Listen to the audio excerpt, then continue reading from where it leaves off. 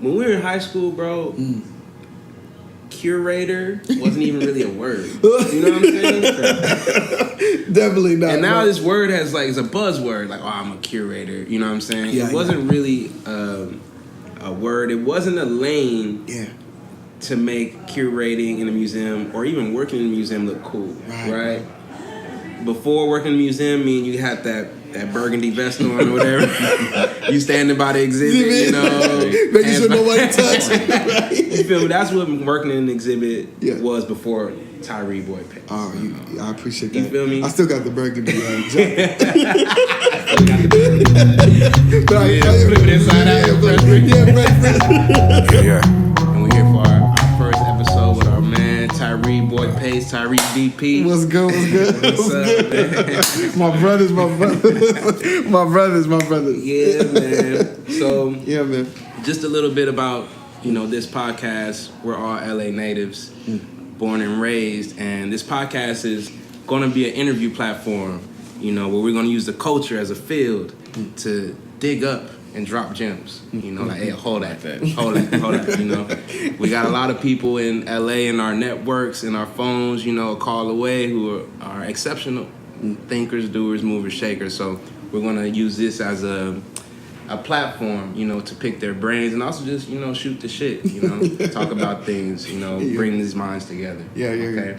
So, since this is the first episode, quick introduction of everybody. We start with my man Demarius. I'm Demarius.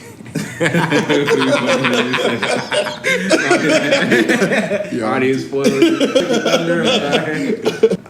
I'm Demarius. Another Cognition, along with Lonnie, started as more so like a brainchild. We wanted to create a safe space, an area to where you could dig into how you break down your process and how you learn. Everybody has unique viewpoints, you know what I'm saying? Everybody's story may be different, but a lot of our paths cross. Right. So with that, a lot of times when you meet, you have those references as you will that you build on with people. You good. I feel like you're going rambling. No, you're not. Pretty much that's what Another Cognition is, man. Just the platform to bring our friends in. That's mainly what it's about, is using our network, people that specialize in different areas, bring them in for the conversation. So those that may be inspired by something that somebody used, we use our community to help build and uplift each other through our own narrative. Right. So, Tyree, some of you may know him already. You may have seen him. You may have seen him in various places. I don't know, maybe TEDx, Crenshaw. You may have seen him on there. You may have seen him on Huffington Post, writing for the Black Voices. You may have seen him up at Temple when he was getting his master's. You know what I'm saying? You may have seen him at Dominguez. Taking African American. And now, this is the same Tyree we used to ride the bus with. Right. You know what I'm saying? Like, it's really funny, man, to see the accolades that you've acquired, and with Another Cognition, being that we're a show of, we're trying to distill wisdom from the daily life, the daily grind, from our peers, from the legends, from success and losses, right? And how we're gonna help to guide this conversation is give us a key word, right? And we think of a key word for each guest.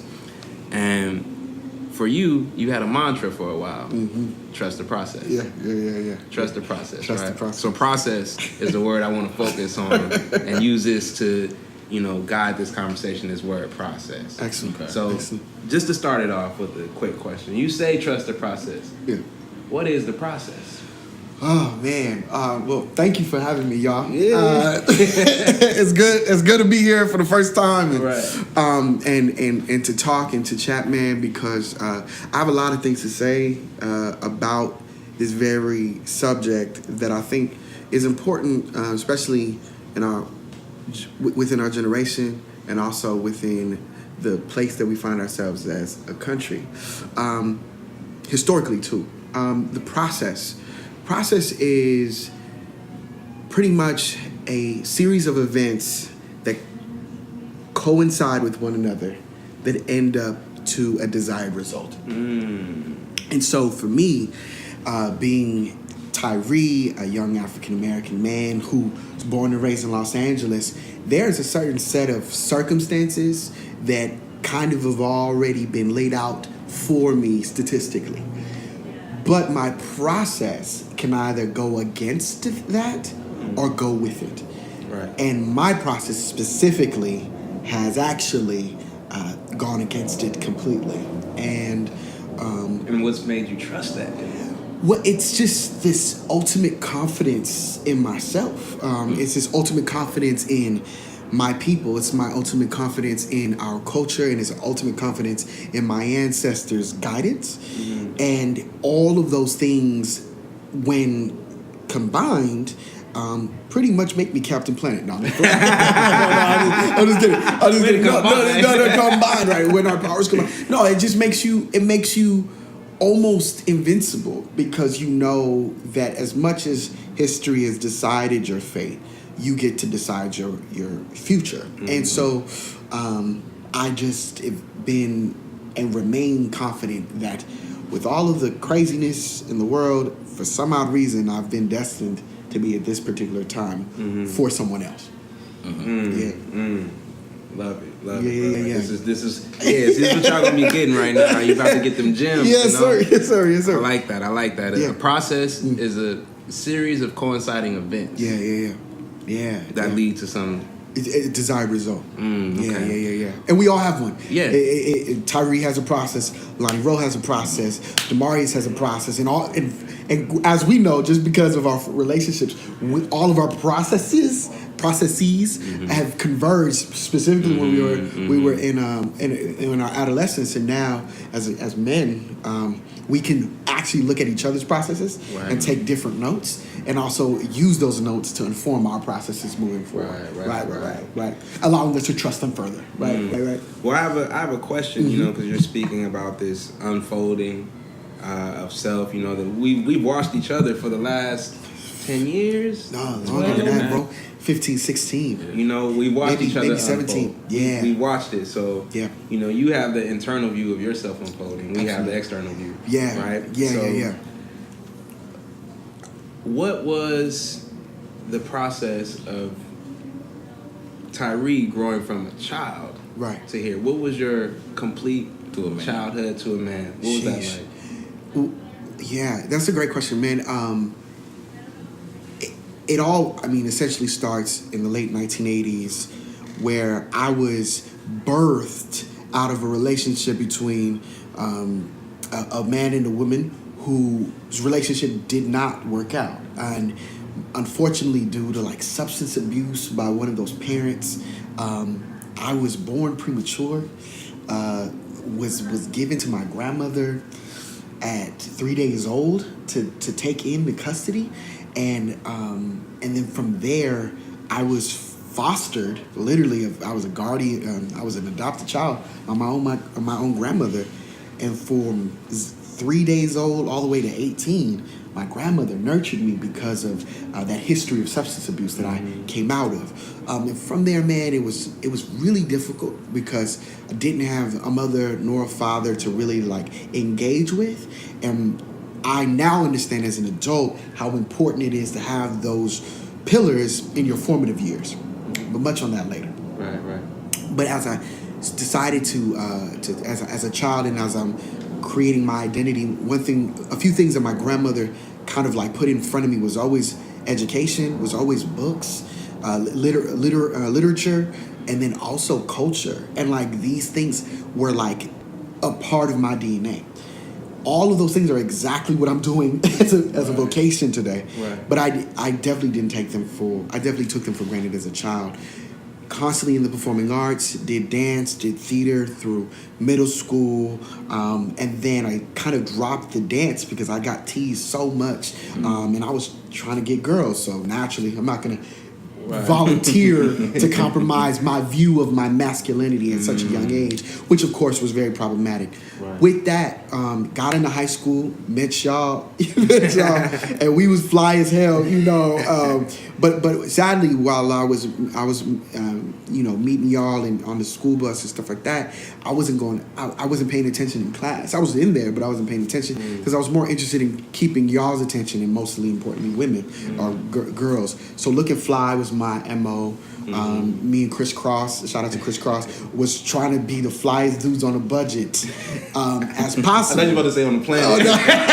Well, that was impossible because we was competing with everybody else. In Hamilton, we was just the king of Nah, the you was fits. doing it, bro. Yeah, we was king of the fits. I remember the Tiffany Ducks. The Tiffany Ducks. I almost wore them today. I still wore them. I was wore them today, but I didn't want to flex. I didn't want to flex too hard for Another Cognition. With that, at the end of the high school years, man, our college counselor told me that because I had a GPA that was 1.89, that it disqualified me from potentially walking the stage, and then also from a 4-year college. And I didn't believe. I thought like my college admittance should have been me looking as fly as I was. Right. Like my charisma should have gotten me into a 4-year, but that is not something you can put on your admissions letter. Right. So somehow, some way, at the same time, my grandmother was taking me and my sister and then Chris Cross to West Angeles. Me and Chris Cross and my sister were involved in this educational outreach program that like accelerated us into, especially me, into an educational opportunity program that put me on a fast track to go to Cal State Bakersfield. Moved out of LA, as you guys remember, but my freshman year, my birth mother passed away. And I'll never forget, and I say this whenever I'm doing keynote speeches, that my last conversation with her was on the steps of the library.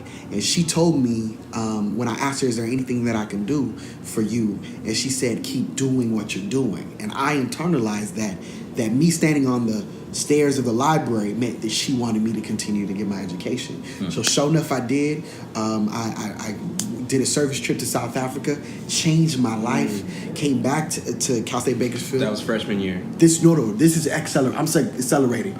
This is college now, okay. Right. Freshman year skyrocket, forces me to have a legacy to dedicate my education to. Now I'm on the dean's list every single semester following. I go to South Africa on a service trip, changes my life. Then I come back to Cal State Bakersfield, get accepted into Temple University for a master's in African American Studies, graduate from Cal State Bakersfield, go to Philadelphia with no family, get my master's, and then come back to LA in 2014. And I'm like, I'm ready to shake up the world. Okay. And that's when I started my mantra of trusting the process, because I had no roadmap. I had all of the steps behind me. I had an idea. Now I got to create this roadmap. Right. And the process began. Incredible, bro. Can I ask a question? Yeah. How did that trip to South Africa change your life? Man, it was the most earth-shattering experiences that I've ever had. There's nothing that I can say to match the feeling that I felt when I touched the soil of Africa, like the continent. And Africa is over 50 countries. Naturally, I was in the southernmost region. But when I went to Dakar, which is on west, and then I came down south and I was walking around, I felt connected in a way that I still am trying to articulate, bro. And going there, bro, and seeing our people, particularly in South Africa, and being able to identify with their oppression, their apartheid, their struggles against, discrimination, let me know that we aren't too far from history. And I knew that if their work isn't done on the continent fighting for their own liberation, damn sure neither is ours. Coming back to the States. Right. And so that's what South Africa in particular, did for me. It's very interesting because I called you. I don't know if you remember. Yes, I called you right after Nipsey died. I was in Spain, in Granada. Yeah. And I hit you because, I don't know, I just felt like I need to talk to all the bright lights I knew at that time to make sure, to check in. Yeah. You know what I mean? Because Nipsey represented a direction, a blueprint that people have became inspired by, and I was hoping that this type of event didn't make people recoil on their positivity, right? And so I hit you up, and I thought about it, like Nipsey from the 60s, right? But we always knew Nipsey was smarter from his interviews as a young dude, you know what I mean, coming up in the game. He was just on some other stuff. But I hadn't realized until much later that he had took a trip to Africa too. You know what I'm saying? And I often think, who is Nipsey without that trip to Africa? Right. You know what I'm saying? Who is Nipsey who doesn't take that month or 2 weeks to go and plug into the soil, like as you said, you know? And it made me think, like, I need to go to Africa too. You know, what my life gonna look like after I go to Africa? Essentially said this exact same thing that you said. Right. Said that trip changed his whole perspective on life. Right, bro. So, yeah, get there. It's something, man. Like, because it just gives you a global perspective. And it's that global perspective, as you know, Ro, if anybody more than anybody else I know, it allows you to see beyond like these four walls that even a great city like LA can constrict you to if you allow it, right? Mm-hmm. So very true. So that's how important South Africa and going to the motherland was for me. And now I just try to bring a piece of it to every space that I go into, so that they hopefully are incentivized to go themselves if they're of the same descent. You know what's crazy? Something that I often think about as you continue to rise. Mm-hmm. When we were in high school, bro, curator wasn't even really a word. You know what I'm saying? Definitely not. And now this word is a buzzword. Like, oh, I'm a curator. You know what I'm saying? It wasn't really a word. It wasn't a lane. To make curating in a museum or even working in a museum look cool, right? Before working in the museum, you had that burgundy vest on or whatever. You standing by the exhibit, making sure nobody touch it. You feel me? That's what working in an exhibit was before Tyree boy pants. Oh, I appreciate that. You feel me? I still got the burgundy jacket. Still got the burgundy jacket. Flip it inside out. Fresh. So I want to know. Yeah, man. At what point did this become a lane in your mind? That, you know what? I could work in a museum and do it my way. Yeah, man, that's a great question, and I'm so excited you get to ask it and I get to answer. Man, I work, and as people may know, I work at the California African American Museum, and I'm the history curator for the museum. And that museum in particular was the exact same place my grandmother used to take me when I was in 3rd and 4th grade to teach me about African American history and culture. Get out of here, so bro. 25 plus years later, bro, full circle, I'm doing the exact same thing to an entire new generation of kids.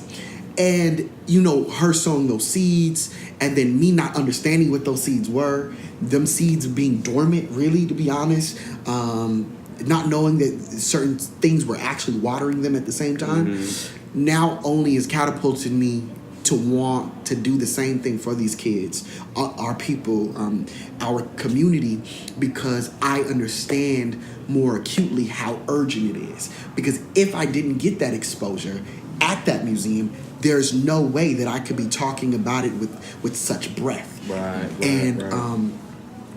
Being a curator, I found that to be a viable option when I was teaching at Cal State Dominguez Hills as a professor of African American Studies.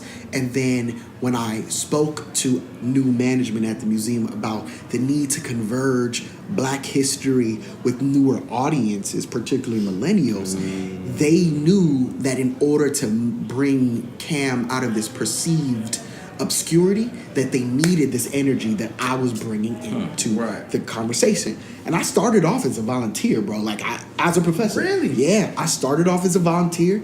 I started a millennial council for the museum where I brought 12 millennials together, put them all in a room, and I said, what are some of the best ideas we could give the museum so it could be lit?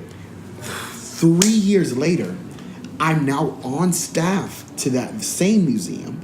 I'm its history curator who curates exhibitions about Black history, and I've used my social capital from social media to make it a destination for the entire city.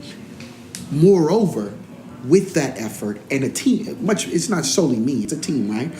We've tripled the attendance for the museum in light of this administration and in light of the Ferguson-Baltimore uprisings that occurred 4 years before. Right. Because museums are the only safe spaces, like this museum, the Underground, are the only safe spaces people can go to actually feel heard, seen, and reflected. Right. And if we're not taking advantage of them as cultural spaces, somebody else will. And I knew, Ro, that as a curator, who better than to know what to put on the walls so that people can feel reflected and seen. Exactly. Simple. Yeah, that's something we forgot to mention as well. We're in the Underground Museum right now. Shout out. Shout out to Cloran Davis, Megan, the whole Noah Davis. We love you. Rest. Yeah. This has been a space unlike any other space in the whole city. You know, the amount of peace and good vibes that's concentrated here in the middle of everything else that happens. In the middle of Mid-City. In the middle of Mid-City. We're in Mid-City right now. If anybody, if you've never been to the Underground Museum, please come by and just spend the day. There's a beautiful garden out back. Often Supermarket does their market here on Sundays. Tropics Juice. Fridays, there's movies. And it's all Black curated art. You know? And so this is why it's so important that we document this. You know what I'm saying? Because Tyree, you're so important, bro. You're so important to the opening up of our minds. Yeah, bro. You know, Thank you for that. We didn't know that we could have a brother. You know, I mean, doing what he's done, bro. Like, think about it. When we were young, you wanted to be two things. What were they? Rapper and a ball player, bro. I still want to be those two things. Oh, for real? No. We got some for you. Found some secret footage. You better not. Wait, no way. Lonnie. All right, so, you know, when I say we go back, we really go back. Oh, my God. So I found some footage. I found some footage from 11 years ago, Lonnie, 2007, bro. I'm dead. All right, we gonna start with this one, bro. And it's crazy. Lonnie. Well, ladies and gentlemen, I'm in the house. Lonnie, I haven't seen this No, in 10 and 11 years. Nobody has. Yard. Yard. BY. We're in the BY. And we're working on this song called Uno. Oh my gosh. Yeah, I'm going in. I'm so. That was weird. Ever my nickname? Alright. What? Alright. Banger. Forgot about it. No way. Lonnie. How do you still have this? No idea. How? Break the mold, the soul. You should be going, what? Yo, remembers it. But you know what's crazy? Lonnie, I'm so done. The lyric. Do you remember that first lyric? I don't. He said, the He's soul, playing me right now, bro. To break this mold, the soul wants to surrender some way, but how so? You know, like... I have bars, bro. I have bars, admittedly. There's another one. No it's way. A harbinger. No way. Say you will. Say you will. This the whole verse right here. Wait. Let's get this. Promise after promise, I was broken out the trail you would. I'm still. Moment after moment, we was hoping that you will, but we looking at each other and we don't know what we built. We can play the name game, fingers pointing both ways, but what's the bigger picture when we still on the old frame? Alright, look at him. He dropped the mic. That's all I remember. Still in that old frame, bro. Full circle. Stop, bro. Why you killing me like this, bro? Why you killing me like this? Full circle, right? Bro, there's no way you have my old freestyle, bro. Oh, come on, man. Y'all playing me right now. So, bro, you better edit. Nah, we gonna put that. I know. It's beautiful. It is amazing, bro.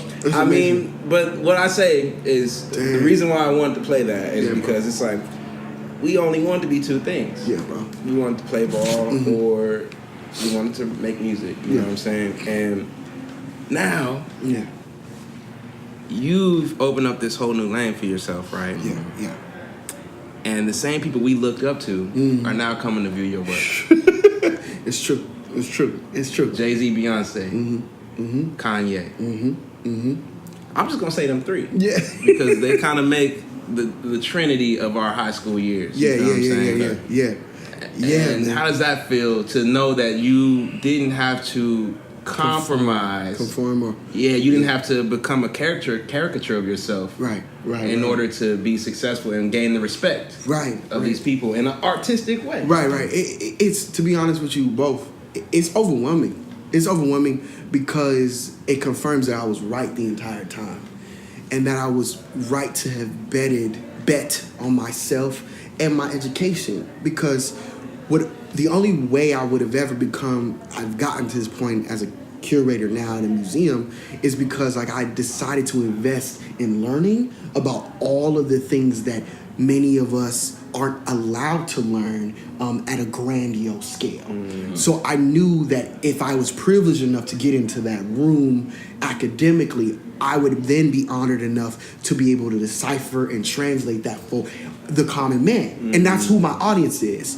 Somehow, some way, I didn't know that the common man or the layman would also be the very people that I grew up respecting and emulating, particularly Hove. And to have the honor of giving him a tour of my curation.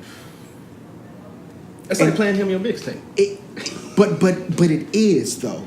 But it's playing him my ideological mixtape. It's playing him my ideas. It's playing him my beliefs. It's playing him our mutual connections historically. And to know that he values it, to know that he admires it, and most importantly, he respects my approach at doing it, led me to believe that as much of a mastery as he has with lyricism, he respects a mastery of ideas and philosophy through my work. And that to me is the only validation of my work that I need someone like him to ever give. A respect for it. Right. Incredible. Oh man, when we were young, you wanted to be two things. What were they? Rapper and a ball player, bro. I still want to be those two things. Oh, for real? No. We got something for you. We found some secret footage. You better not. You better not, bro. I will literally get you, bro. Nah, bro. We doing it. No. We got to. No, he is the archive. Nah, I'm playing for you, bro. I'm playing for you. Wait, no way. Lonnie. All right, so, when I say we go back, we really go back. Oh, my God. So I found some footage. I found some footage from 11 years ago, Lonnie, 2007, bro. I'm dead. We gonna do a reaction video. Lonnie, I hate you, bro. You need to have fun. Okay. All right, we gonna start with this one, bro. And it's crazy. Lonnie. Well, ladies and gentlemen, I'm in the house. Lonnie, I haven't seen this no, in 10 and 11 years. Nobody has. Yard. BY. We're in the BY. And we're working on this song called Uno. Oh my gosh. Yeah, I'm going in. I'm so... That was weird. Ever my nickname? Alright. What? Alright. Banger. Forgot about it. No way. Lonnie. How do you still have this? No idea. How? Break the mold, the soul.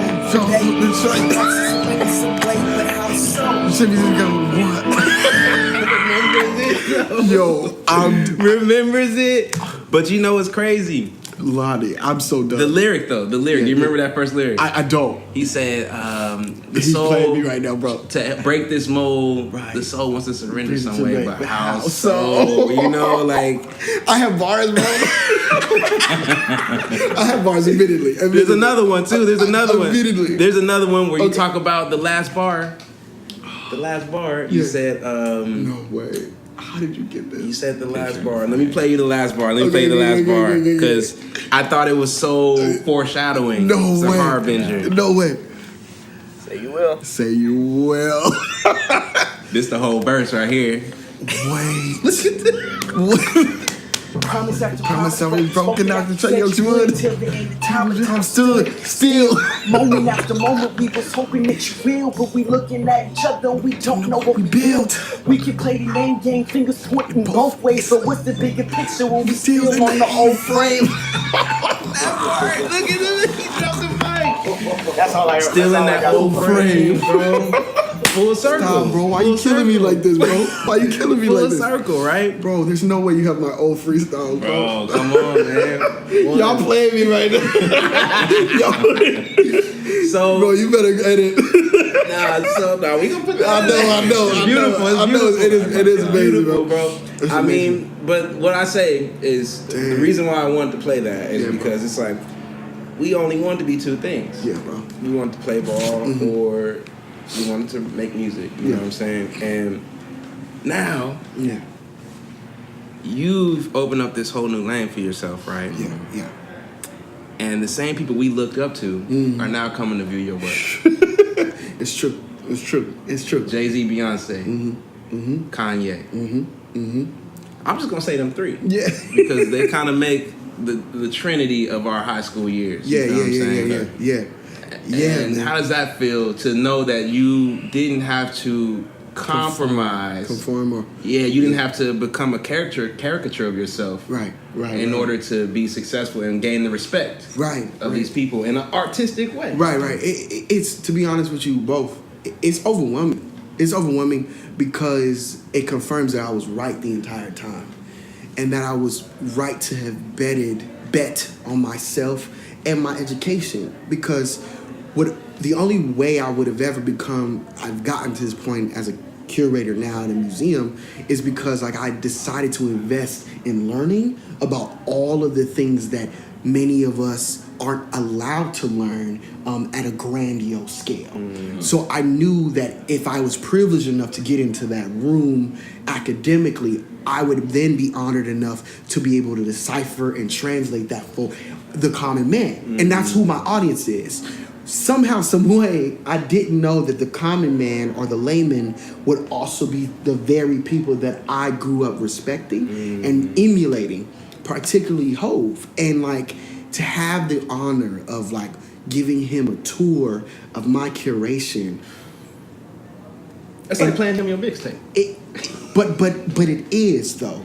But it's playing him my ideological mixtape. It's playing him my ideas. It's playing him my beliefs. It's playing him our mutual connections historically. And to know that he values it, to know that he admires it, and to, most importantly, he respects my approach at doing it, led me to believe that as much of a mastery as he has with lyricism, he respects a mastery of ideas and philosophy through my work. And that to me is the only validation of my work that I need someone like him to ever give. Right. A respect for it. Right. Incredible. Oh man, you heavy. Incredible. You feel Thank what you, I'm man. saying? Thank you, man. It's an honor to be in the space. There was no higher ceiling than Kanye and Jay when we were growing up. Maybe if Lil Wayne come through. Right. I still want Weezy to come and get some curation. Yeah, that's another date. Very incredible, man. Thank you, man. So, on to some other things, because it's a lot to talk about when we're dealing with Tyree Boy Page. So you go away for college. Yeah, man. You move out of LA. Yeah. You didn't first time you went to Bakersfield, not quite out of California. Yeah. But out of LA. Yeah. And then you completely move out of California. Yeah. Do you think that isolation or that detachment from the LA culture at all, do you think that at all impacted your trajectory?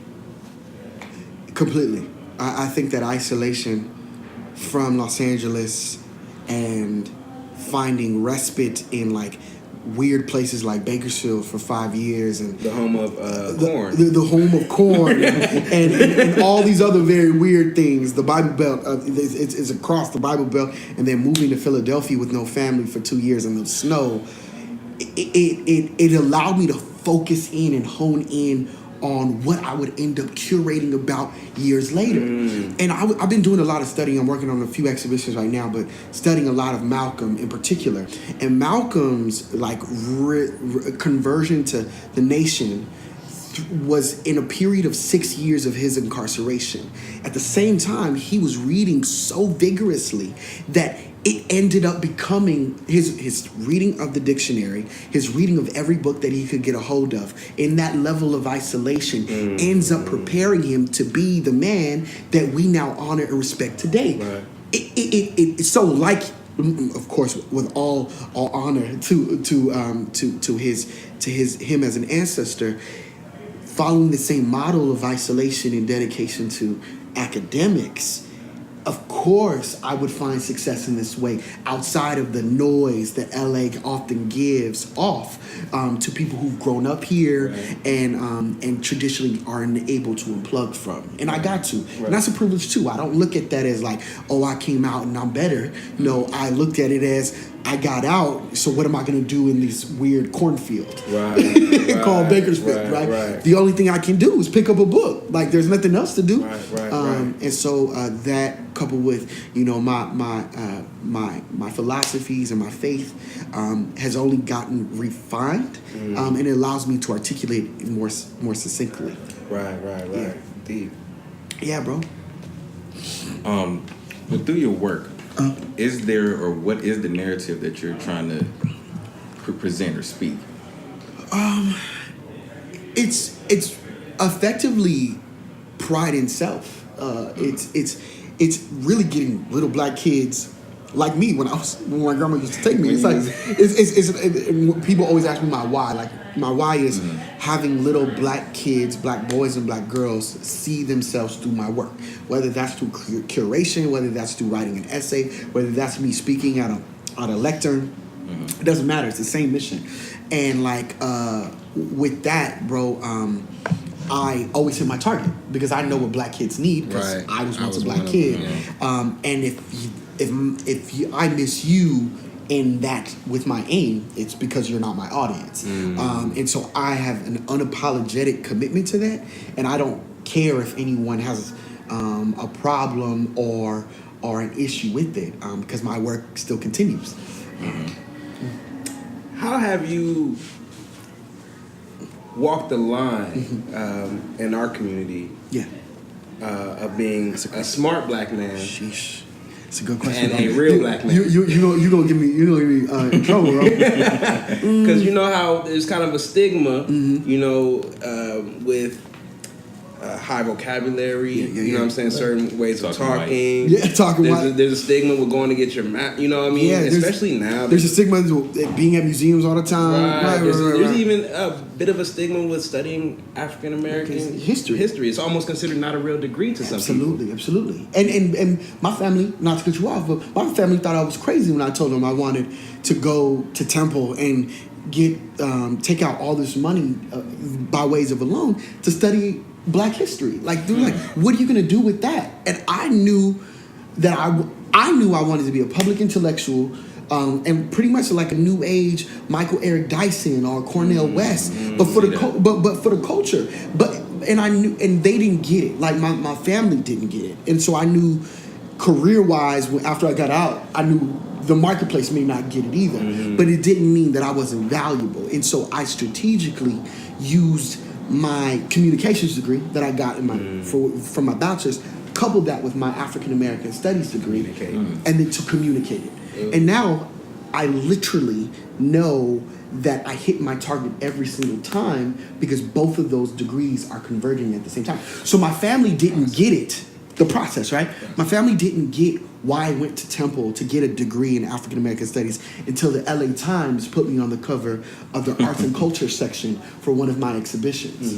Then it made sense. Wow. Incredible. You know what I'm saying? And sometimes it takes white validation for black folks to see the value of our own backstory, of our own self, but nonetheless, there was no compromise to the work. And I knew that I was what I was doing at the time may not be popular, but it was what my heart was beating toward. Right, exactly. Yeah, man. with that process, you hear a lot of people speak about how college is a scam. But it seems like in your process, it was exactly what you needed. And so do you see the difference in your process versus some that say you may not necessarily need it? Good question. That's a great question, D. To answer it, I see both sides of the fence. I see how some may say going to college is a scam because why would you need to take all that money and go into debt just to learn what you could just go on YouTube to get now, right? One. But two, other people would say, well, if you don't go to college, how are you ever going to get a job and with a salary and the like, right? But now in tech spaces like Apple, you don't even need a college degree anymore, right? Or you don't even need a bachelor's to get a salary of over $100,000 a year, right? If you're on that tech track. I say, as long as you know why you're going to school and what you're going there for, you can't lose. If you do need to find yourself, there are wonderful avenues to do so, i.e. community college, to find what majors you can potentially get into. But I say it's really about why you're here. And what you seek to do to serve our society. And if school allows you to do that, Godspeed. If you don't need school to serve our society, then Godspeed. But for me, I knew I was going to hit way too many roadblocks and people attempting to disqualify me just based on my age, let alone my race. That I needed as many degrees as possible to substantiate why I was up at the front of the table. Wow. Yeah, great answer. You know, hearing you speak about education and reading, makes me think about the Dapper Dan book, which I just listened to, the audiobook. Have you been listening to any of his interviews or anything? I have. I've been following Dapper really closely. Cold, and he gets it. Brother. And he gets it. Brother. And it's like, I love Dap because this is his, first of all, fashion was his last career. Right. Last career. If you listen to his audiobook or read it, you know, this guy was a professional dice gambler. Who was that at 12 or something like that? Right. You know, selling drugs, credit card scamming, you know what I mean? All type of stuff. And then that's his last thing. So great example of the Phoenix principle of reinventing yourself. You know, burning to ashes and coming back. And this is a guy who isn't getting his fame until 74 something years old. You know what I mean? Like, this is the first time anybody's really noticed you on a mainstream level. Absolutely. You know? And so, but he had basically cemented in his mind that there was no problem that he couldn't read himself out of. I think about that. As much information is out there, bro. Who can really sit here and say that the information isn't available to you? Right. Not anymore. Not anymore. And he's talking about back then. He still he felt the information was available to him. You know, and so I think that's the bridge and gap between organized educational center and I don't want to say unorganized, but an organic educational center, which is life. Right? You're always learning, and you can go and learn, but you got to be able to learn your way out of stuff. Absolutely. You know what I'm saying? And I love Dap's energy of, you know, he went through so many lane changes in his life. Right. But he got into the door through reading about the tips and the tricks of the trade. Facts. And wherever he's going, the best who've written the books, he read all those books. And that's how he became a dice player. Right. Reading probabilities, and you know, it becomes not a risk anymore. No, it's calculated. It's odds now. Right. So I love Dap, as you know. I kind of want to segue into something that you know, he talked about in some interviews I was watching, because I feel like he's a great example of an elder intellectual that we didn't really get to see much of. You know? Right. He says that he got a lot of backlash for teaming up with Gucci. Right? Because, you know, he, of course, was doing creative renditions of the logo pieces in the 80s and basically created hip-hop fashion, you know, to say it lightly. You know what I mean? Even to this day, what do the rappers want to wear? Designer brands. Naturally. But they don't want to wear, like, you know, they want to wear the way that Dapper Dan made it. Right. You know what I'm saying? And then they went and made the stuff. And eventually, years later, they directly appropriated Dap. And then it was a big outrage, backlash. Gucci approaches Dap. They have a conversation. They form a partnership, and he creates a store back in Harlem, right? Sheesh. But the thing is he got a lot of backlash because there's this movement or a feeling within the black community that we need to build our own things from scratch. Sure. And Dap's stance, and I want to get I'm coming full circle, Sure. but I want to get your opinion on this. Yeah. Dap said that with our culture, you know what I'm saying, our power right now is the force of our culture. It's being distributed all around the world, but we don't own the distribution channels. Right? It's being distributed. And he was like, what do we look like sitting here building from scratch, trying to build a worldwide distribution network, a business, when by the time we build it, the culture could be over. Right? It's true. Because he brought up how Nat King Cole had an interview talking about, man, my music is over. Right. My music is gone. You know what I'm saying? Because at that time, pop music was coming in. Right. You know, rock and roll was coming in. He was right. like, you know, my time is kind of over. My wave is over, right. So what do you think? Do you think that we need to merge with the exploiters? Do we need to merge with them? Or do we need to, pull out our dollars and start from scratch, not quite knowing if it's going to work out? Or do we basically, this is my ship now. Do we do that to them? Run me the keys, right. This is my shit. Run the jewels. That's the age-old question of being black in America.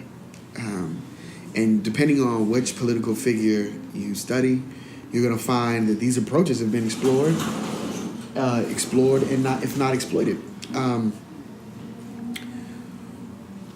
Given our history, given our history in this country, man, we have been the exploited. We have been the cattle. We have been the laborer, the enslaved, the product, the commodity, at every single point of a capitalistic apparatus, right? We know how the wheel turns. Right. We also know we drive the wheel. Right. Even when the person who is overseeing the wheel and its mechanisms tells us otherwise. Right.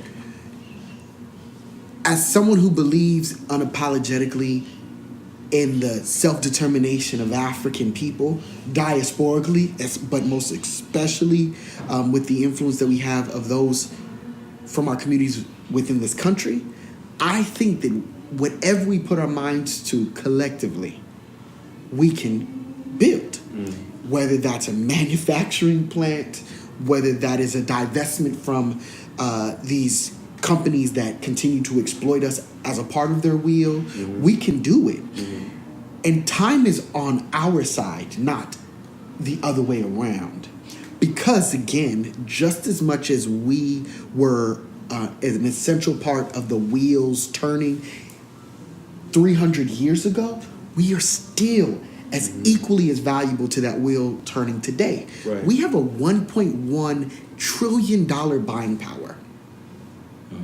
You don't think that we can get a sliver of that $1.1 trillion and invest it into a manufacturing plant? How feeble of us, or how much of a backhanded look at ourselves, or underhanded look at ourselves by not believing that we could do that. Right. And that's not even a question. That's not a response to your question. Yeah, I get that's more of just like a generalization, the context. I pleasantly and respectfully disagree with Dapper Dan in that regard, but with full consideration that he knows what his industry requires, right? I mean, he was a guy who had a completely black ran business for years. Right, all Senegalese people, Soulers and Taylors. So I feel like his perspective is, uniquely valid. Yes. In the sense that he's somebody who's been through it long term. Absolutely. Yeah. And I acquiesce to his experience, right? However, politically, Right. I believe unapologetically in the self-determination of black people. And I also believe he may as well. And I know that with him leading the call to arms, whether that be the call to arms fashion-wise or otherwise, he could help equip many of the next generation to be more strategic about how we aggregate our resources to better create these manufacturing opportunities. Right. I love that. I'm just Okay. you good. Yeah. Okay. Kind of piggybacking off of this same concept of, you know, do we merge and take over what's rightfully kind of ours? Right, you know, right. the take over the channels that have been used to export our culture. Yeah. Do we, you know, co-opt them, annex them in a lot of ways, or do we build black? Now, another recent example, you know, the one with Jay-Z. Yeah. You ever heard of him? He's like, oh yeah, that Jay. So, you know, Jay-Z has partnered with the NFL to help produce the halftime show, right? Yeah. And now Dapper Dan said something in his interview that I thought was interesting. He said that, you know, a lot of times these designers, you know, you got 100 designers from all around the world working at Gucci or Louis Vuitton, whatever. Yeah. And they make mistakes because they're not from the culture that they're reporting on. Sure. You know what I'm saying? That they're covering, that they are inspired by. Sure. And so he was saying what needs to happen is we put people in those, you know, arenas. Exactly, because the outrage has created a demand for sensitivity. Sure. This is what Jay Dapper. Now, what I'm saying, I'm saying all of that. So Jay-Z, I think, is following some of that ideology by merging with the NFL instead of like creating his own NFL, which he feasibly could do. You know what I'm saying? Feasibly, I don't know, but I think that that's an interesting point. Like, is he wrong for teaming up with them because of what they have done and the stance that they have taken, or is he right in bringing more black executives into the operation? So that there's not mistakes, so that the halftime shows do reflect who's hot. The communities of color that Exactly. that often get ignored. I mean, that's a great question, Ro, and I think because it's the internet and because what we've seen of Hove is pretty much essentially, you know, a 30-minute press conference audio-wise, and then like 30-second clips of the most sensational parts. It's hard for me to gauge the sincerity of Jay's stances politically and his alignment with the NFL accurately because I don't have all of the information. Right. I do believe I have a bulk of the information on Colin Kaepernick's stance, and so with that, it's very easy for me to align with Kaepernick in light of the 3 years that he's been unemployed by the NFL. My biggest hope and desire is to one day consult Rock Nation, consult Hove about best practices from a grassroots level of connecting their business ventures with their social justice efforts so that there isn't ever again an incoherence or a critique or dissonance from the said mission and the capital gain. Ooh, and if that opportunity is ever afforded, gladly I would give Hove best practices at that table with many other execs so that there would be more equity as be more equity distributed so that there would never be a question of his sincerity again. Damn, I like that. That's a good ass pitch, Rock Nation. Hey, hit your boy up. It's the rock. Yeah, man. Hope you see me. you know where I'm at. You got some questions for the boy? I'm bad. I'm just like, that was my pitch too. When I think back, you know what I'm saying, in my teenage years, like, I can't recall anybody doing exactly what you're doing. And, like, you're really trailblazing from the position of the work that you do at the museum. Yeah. the talks that you have at different colleges, Mm-hmm. TED Talks and all that. What is your method of encouraging the youth, your peers, and by leading by example? That's great, bro. It's just proving that that all of this is really accessible, right? I mean, y'all know me, and y'all have known me for 17 years. I've known y'all for 17 years plus years. Yeah, like, I think it's dire that we show people that they can be what they want to be, but the only way to do that is exposing them to these new opportunities. And I was exposed to museums, D and Ro, but I didn't know I could work in one, right? And like, if my role in this current stage of my like longer career is just to expose 1 to 2 to 5 other black kids that they could one day run, if not be a part of a museum, then my job is done. Because imagine if one curator could create 5 more curators in the future. Like, just to give you statistics, bro, according to Mellon, 4% of all curators are African American in the entire museum field.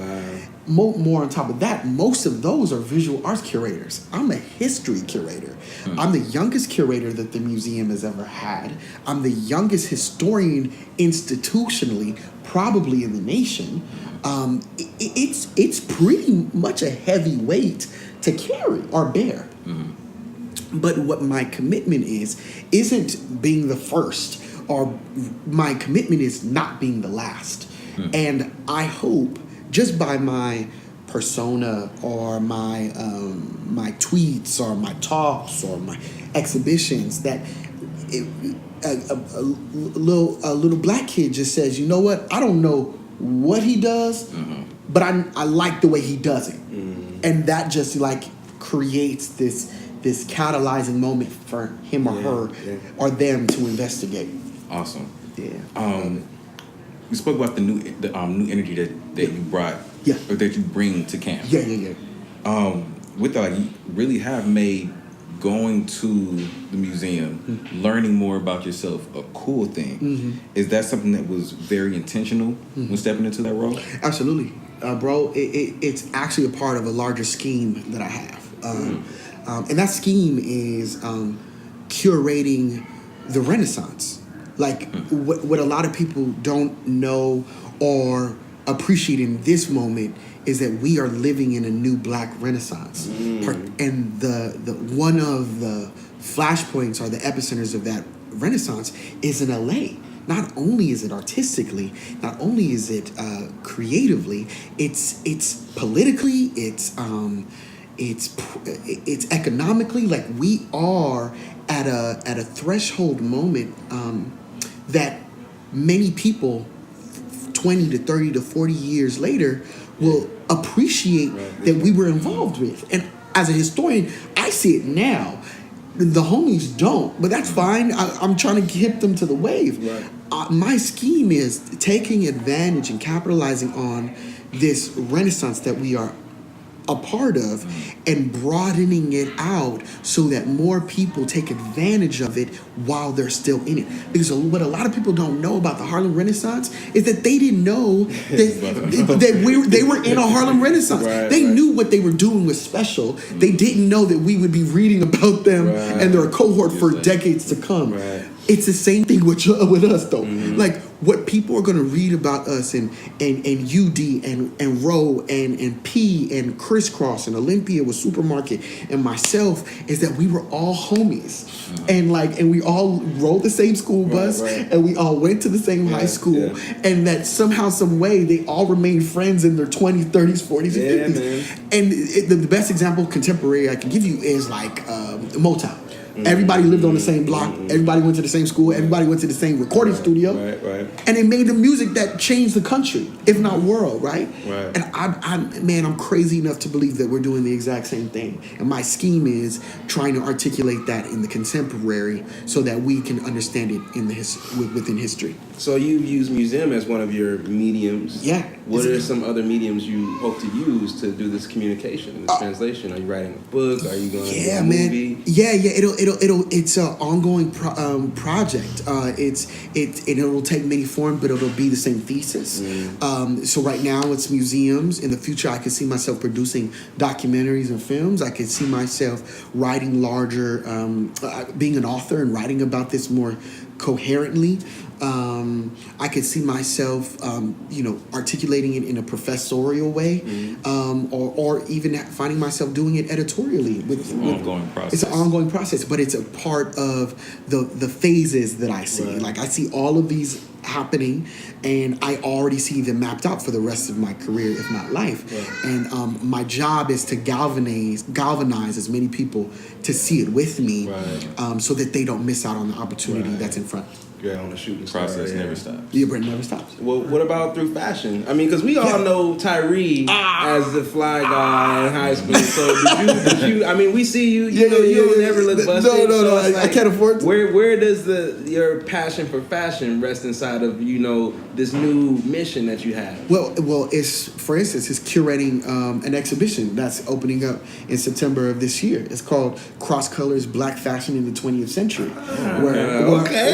And it's talking about an African American LA owned brand out of the 1990s who was able to catapult themselves commercially and change the entire fashion industry to wear black and then appropriate black. And it's now in syndication because of shows like Fresh Prince of Bel-Air. Right. But I'm looking at how their fashion choices, their color choices, all coincide with black social movements over the last century. And so, man, fashion is political. Economics are political. The political is political. But all of those are a part of the same thesis. Right. Just the Raiders cap in comparison to the NWA movement. Exactly. Here in LA. It's all a part of the same ethos. Well, speaking of fashion, because I know now you're working in these rather borderline corporate environments. Absolutely. And I know how you like to dress. I think, what I'm saying? From, how you dress now is how you'll be on a casual day, but you can't necessarily wear this. No. Do you feel at all restricted by these spaces, or do you kind of enjoy the opportunity to play these different roles and to dress yourself as different persons? Cause y'all see me on Monday. Yeah, on Monday. Y'all see me on Monday. And I forget y'all see me on Mondays like that, right? Like I know we meet, but like I forget you see me in different clothes. No, I mean it's a little bit of both. It's in some rooms and some occasions I do feel more constricted.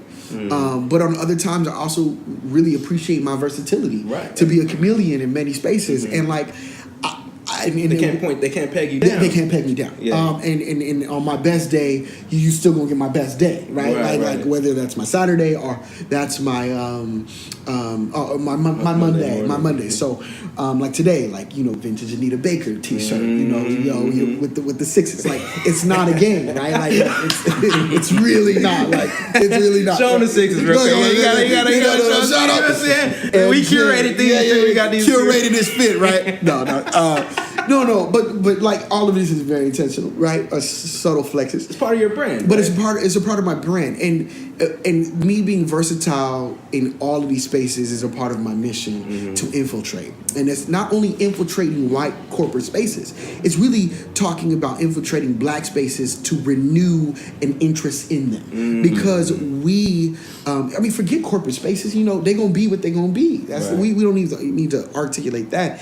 It's black spaces that need a renewed interest in them, because oftentimes, because of history, we look at them through such a myopic, stale lens. And I'm not with that. Like, I think that museums, particularly the Underground and the California African American Museum, can be places where we can create the next generation of activists. Right. We can create the next generation of Dapper Dans and all the amazing Tyrees and all the amazing women, right? Too, who play amazing roles. It's not just men. I just think that these spaces can do that, and we just need to stop letting them get stale. And I love, and that's why I love the opportunity to have at CAM to assist in making it great again for a newer audience. That's a part of my process, but also being inside of museums like this that refuel me to go back out there and do that work, right? But it's all about it's all about my approach, and like whether it's Monday or Saturday, I'm going to infiltrate any way that I need to. Right. What are the challenges in that? Because you said you were a professor at Demarius Hills. Yeah. What years did you teach there? I was there 2015 and 16. 15 and 16? Yeah. Okay, we definitely probably crossed paths. Definitely. I graduated. That's crazy. That's crazy. So I know, and I'm not going to speak for the entire culture. Yeah. But just my experience. Yeah. Right? You have a mixture of people that are very, like, for lack of a better word, woke. Yeah. Right? And understand that they can do more with themselves. Yeah.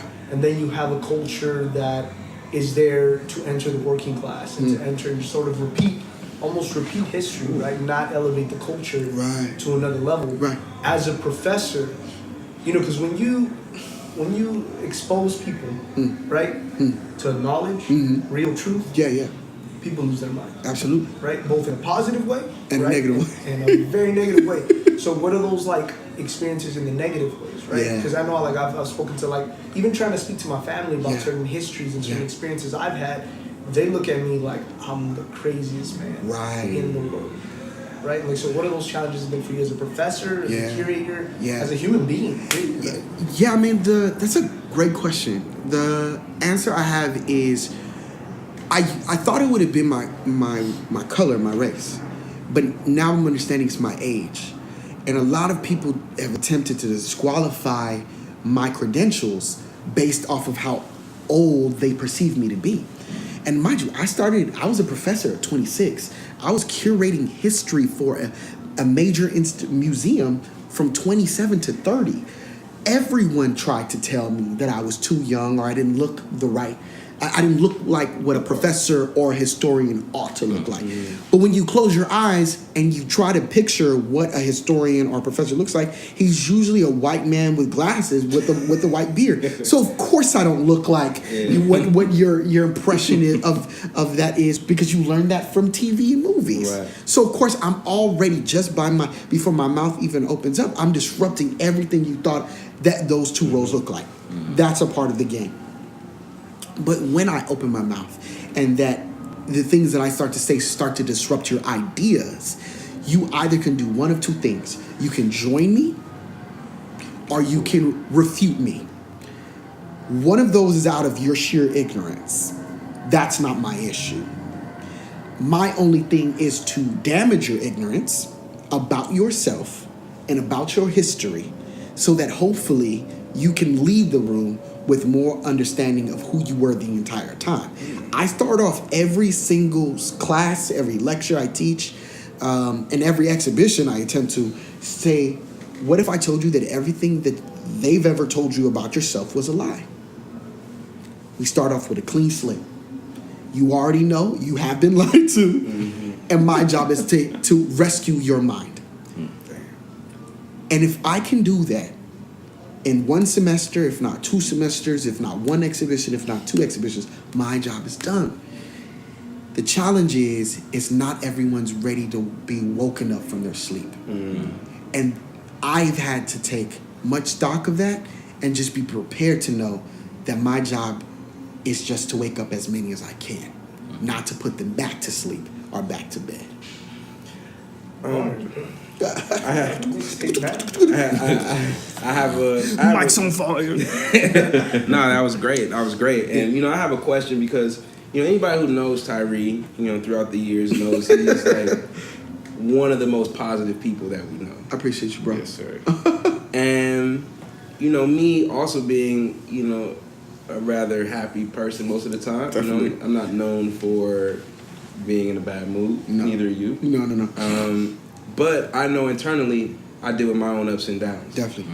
So for you, I don't have to be the face of a class. I don't have to. I'm just showing up. Well, I do teach, but not in that same capacity. I don't have to be at a museum. Be a face. What is your personal emotional maintenance routine to keep you focused on your goals and your mission and keep you above ground, above water?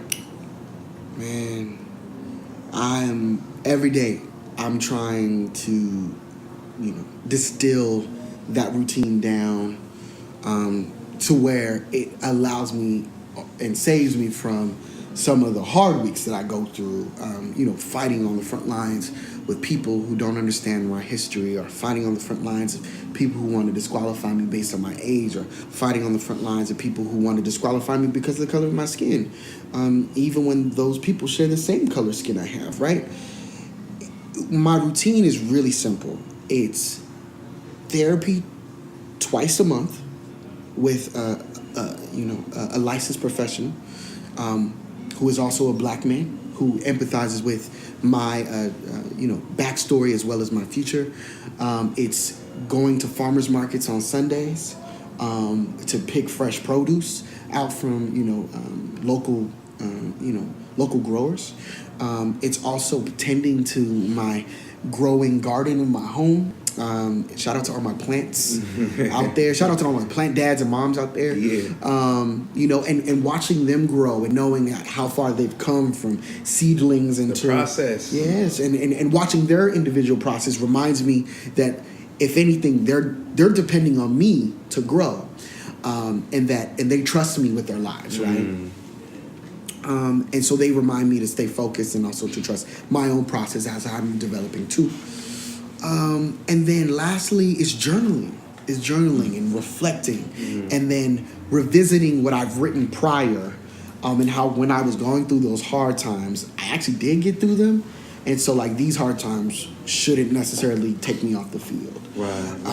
And so those 4 things, and being in community with brothers on a weekly, if not bi-weekly basis, to bounce off ideas and also to support their own creative projects like this. Decompress. And then we can all decompress about, our highs and lows.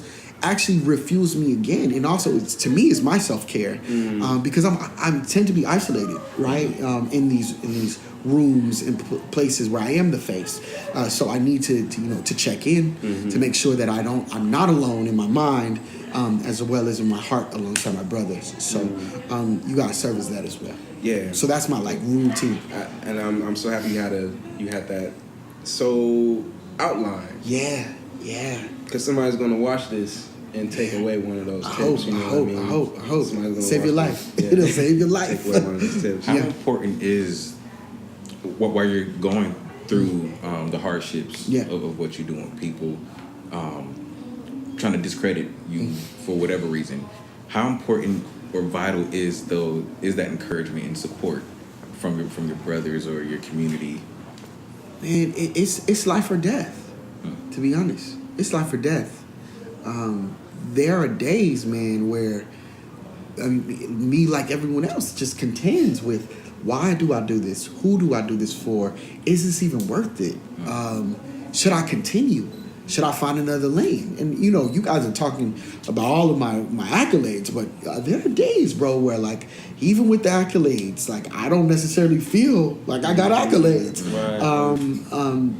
And so I say it's life or death, because that routine that Ro just asked me about is the only thing that keeps me grounded and reminds me that even beyond these accolades and beyond the work and beyond the likes and the notifications on social media, that the real people who know me is y'all. And y'all, and I'll tell the crisscross this, y'all know me beyond me being lit now, right. And I was lit back then, but what's life and death for me, bro, is knowing that what gives me life is knowing that you guys have always known me, and that I don't ever have to put on or be the face of these institutions to y'all. Yeah. I never actually have to be that. It's cool, we could talk about it, it's referenced, but I'm not that to y'all. Right. And I'm not that to my family, right? And so that gives me life where so many other things could have taken me off the field. I love that, because we were just talking earlier about how you can get so identified with your career. Right. You know what I'm saying? You get so identified. You get blindsided. Right. Public face. And you forget. It's Icarus, right? you forget that we're all you fly too close to the sun. You believe you're on hype, and then you fall. Yeah, man. Yeah. I love it. So, the last question I kind of want to ask, because we're coming up on about an hour and a half, but don't feel about it. It's all good. And I'm gonna pop this open. Okay. Because I know how this topic can spiral. Okay. And this is one of the questions that we had. So I want to ask it. So what are your thoughts on the current state of hip hop? As a curator, who is burdened with the knowledge of history. It's me. You're burdened with the knowledge of history. I'm burdened. Save that question last. Let me get back. That's another hour, right? No. The question is. Say it again. Is current state of hip hop. The current state of hip hop. The current state of hip hop, to me as a historian, and also someone who appreciates the genre, the history behind it, is that it is in dire straits, and that it is no longer owned by the community that it once belonged to. And that sadly even the participants within the genre no longer make music within the genre for the community that it belongs to. And you can see that unequivocally through everyone, most lyrics, most beats, and most performances, because you can tell that the consumer has changed. And that is why I say it's in dire straits. Right. Because I know that the history of hip-hop was out of political revolution. It no longer has that at its core driving it. And therefore, I argue, beyond its corporatization and commercialization, it has no use to the original community that it belongs to. Doesn't mean that that's all we have to do. That's all that hip hop is all we have. Yeah. It just is another missed opportunity within this context socially that we should have kept to drive change for ourselves first. Do you think that could be turned around? Too far gone. I don't have enough faith in the genre to save our community any longer. That doesn't mean that I don't have an unapologetic faith that we can create something else to save us. But hip-hop in its current iteration no longer can serve us as a political voice for our social condition. Yeah, it's rather regressive at this point than progressive. Has the social condition changed, do you feel? And in any way is that influencing what you just spoke about?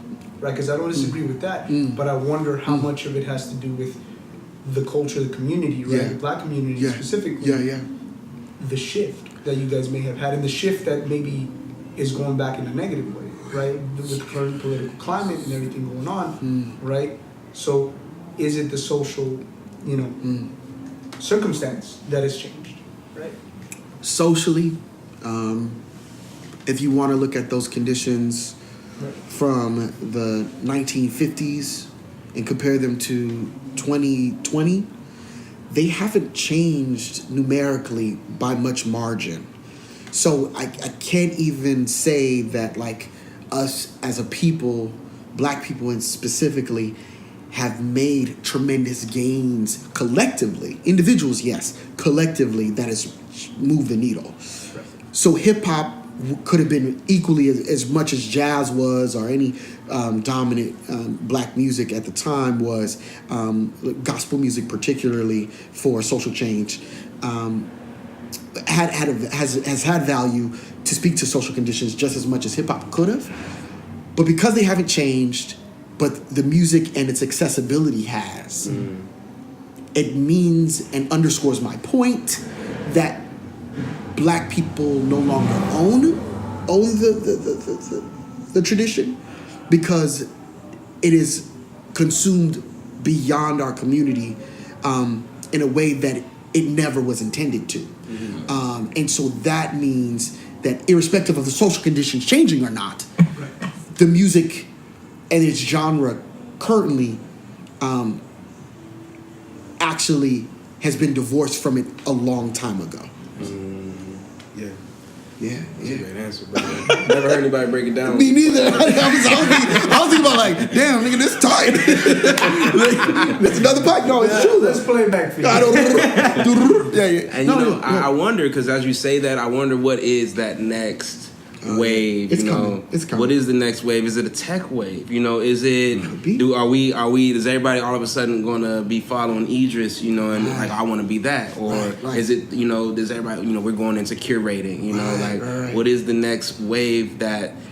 The dream was so deeply planted into us. I only really realize now how long ago and how deeply that seed of hip hop was planted in me. So deeply that my mom used to play Bonita Applebum on repeat when she was pregnant with me. Wow. That deep. You feel me? That deep. We looking like we're the part of the tribe, right? You feel me? It's amazing, bro. Like that deep. And so what you're saying is being divorced from its original intention. Its intention is it's so true. And I hope to be a part of that next thing. I really do, because that mold that we've been cast in as the hip hop culture, and it's starting to feel like a little young. I'm like, all right, I'm on 30. I'm almost 30. Not saying that. And the genre's only 44, like 40 plus, right? Birthday just passed. You feel me? And like I have such a respect for that era. Right. The early 1970s when you're going to a party.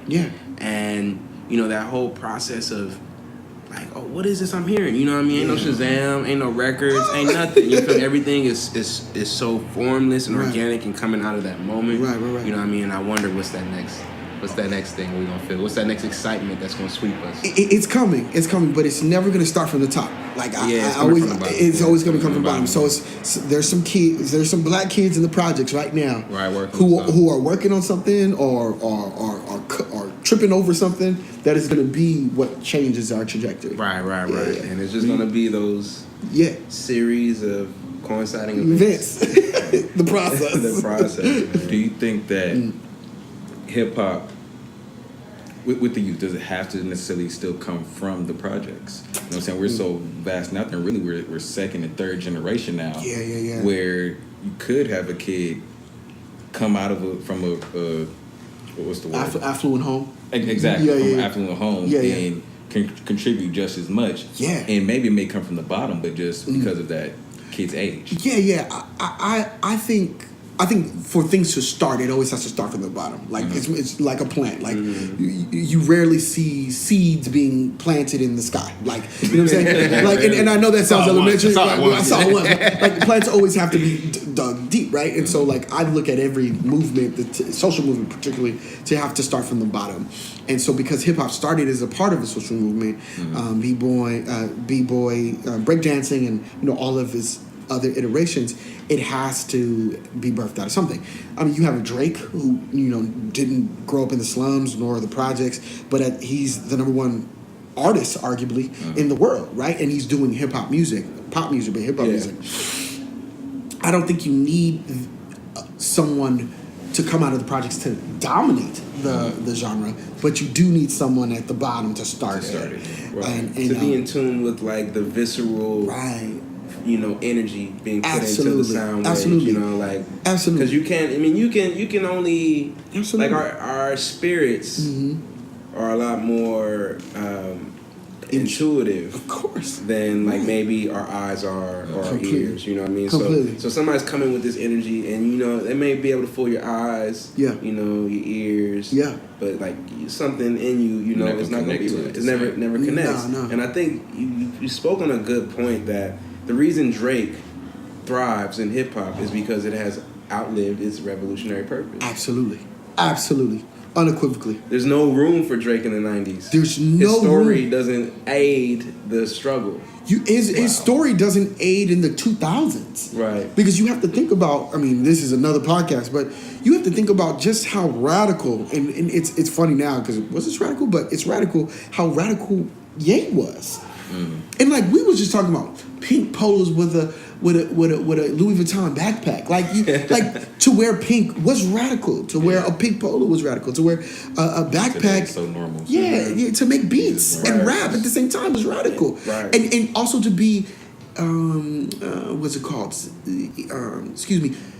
Self-aware on music was also radical at the time.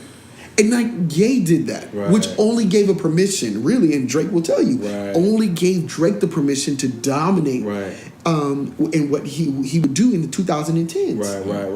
Right.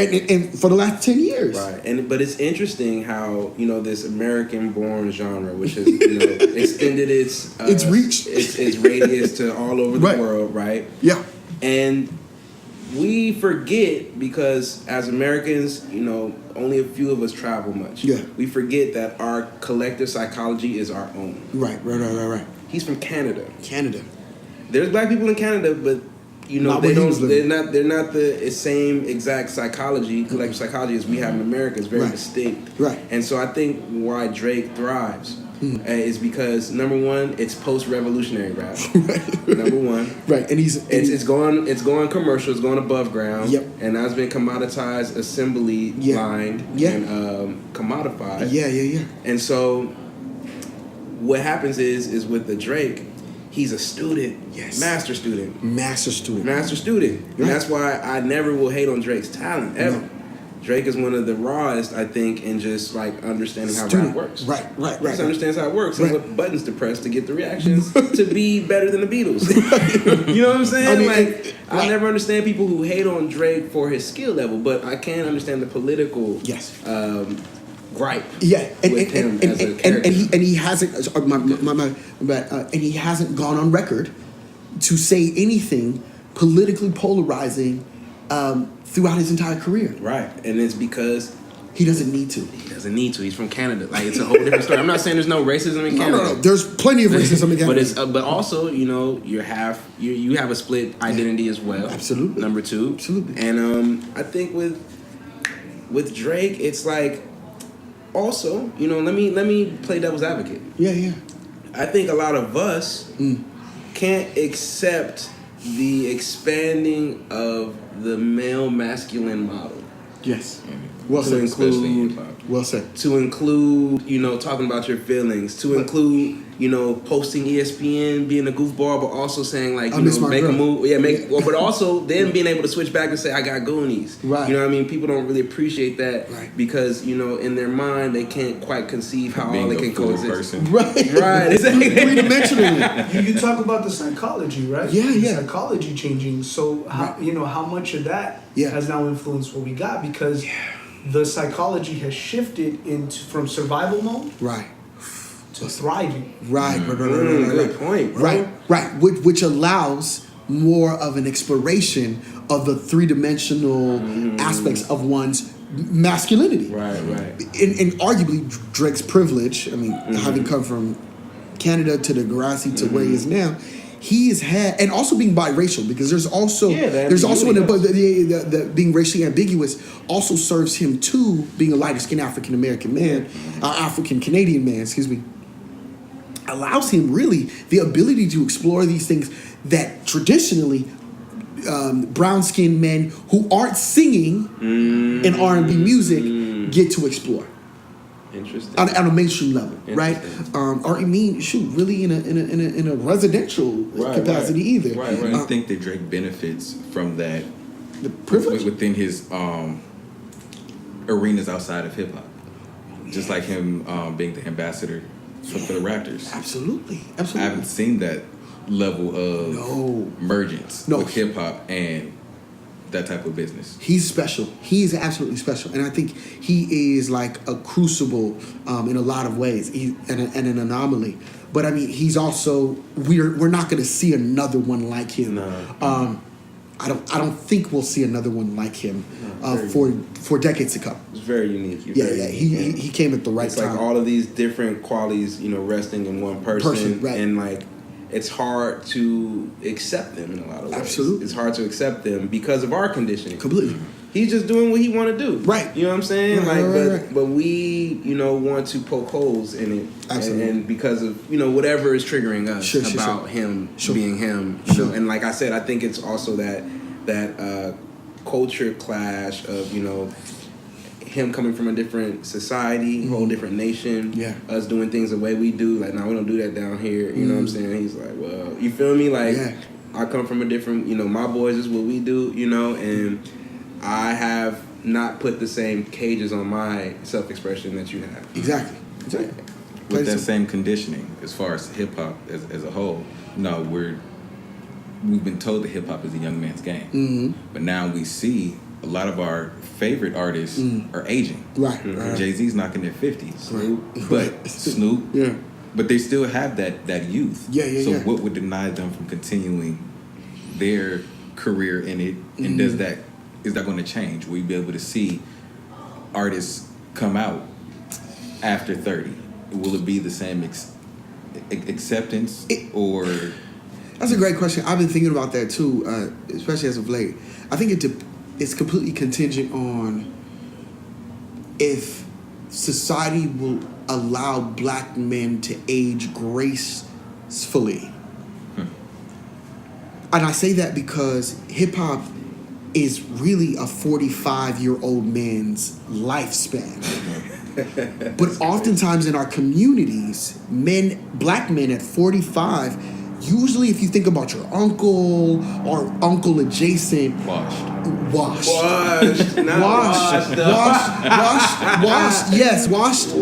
up or infantilized. And infantilized, just to break that word down, means never reach his true potential to become the man he was expected to be, because socioeconomically, residentially, he was inhibited or insulated from ever having to grow up to be beyond a boy. And if you look at your uncles, we all have one or two.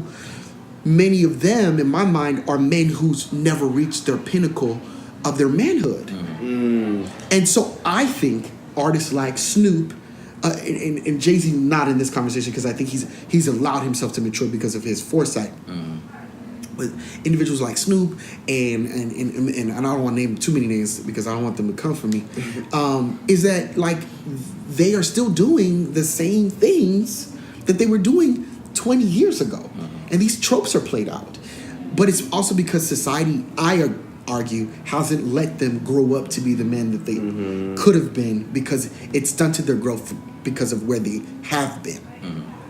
In society, you mean from both sides? Both sides. From within, from without its pressures, all of that. You think it's like that acceptance at that young age? Say like when Snoop came out, he was young. Yeah. And a piece of that has to stick around. Yeah. I think it's just commercially like people. I mean that's what we're latching on to. Yeah. I think our society just likes to see black men do, things that young black men are expected to do. And I don't think your age matters. It's like Snoop better do what he better talk about. Right? Excuse me. I argue society only wants Snoop to talk about what they want him to talk about. Does he comply? Not necessarily. But I think many of his gimmick now is definitely contingent on what he was when he was 20, which doesn't, he's not the same man. Right. Do you see this Renaissance period that we're going through possibly changing that? Yeah, I think it allows people to reimagine who they are, but that it's a very brave act to reimagine, really to rebrand yourself. Yeah, and that's not for the faint of heart. Yeah, that's so true, man. But I'm happy that we're thinking about these things, and also we've taken strides to place ourselves, position ourselves. In careers that have higher ceilings. Absolutely. You know what I'm saying? Absolutely. Like, I had to make a transition from being solely self-identified as a musician to being like, you know what, that was an identity that was practically given to me. Right. As soon as I was in Baby Basket, here. Yeah. From the images I received. Yeah. And I really had to do some digging and meet some people who were critical. Yeah. Pivotal. And helping me, make a revolution of identity. Absolutely. So that I can expand my career path. And your horizons. Years. Yeah, your horizons. Yeah, exactly. Yeah. And so, it just feels to me is that more self-actualized. Absolutely. You know? Completely. More self-actualized because we're so multidimensional as people. And, you know, not to keep bringing Drake into it, but that's one thing I appreciate about Drake. He's not afraid to be multidimensional.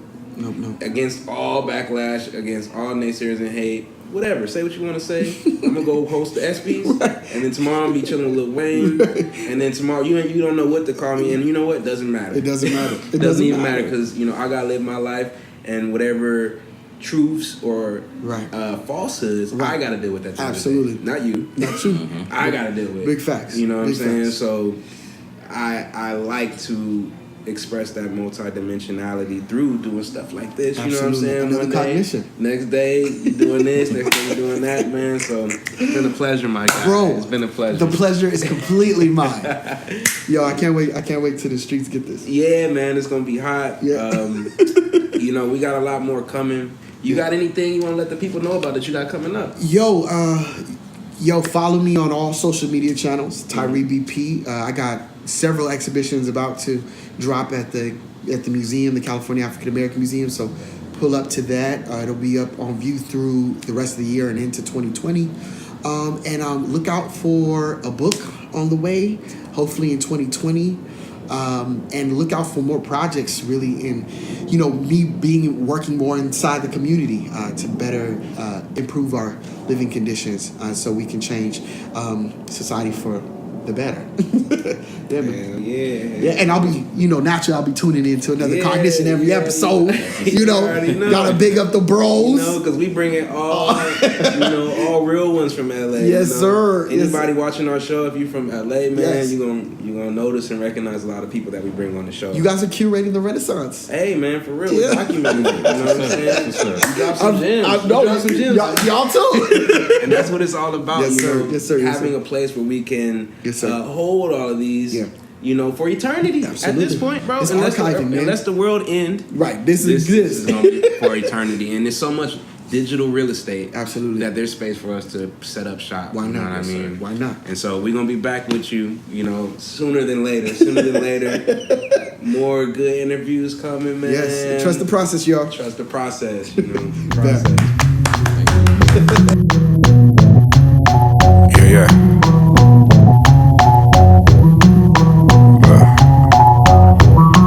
Might drop a tie, it's good for the breeze. Jenny from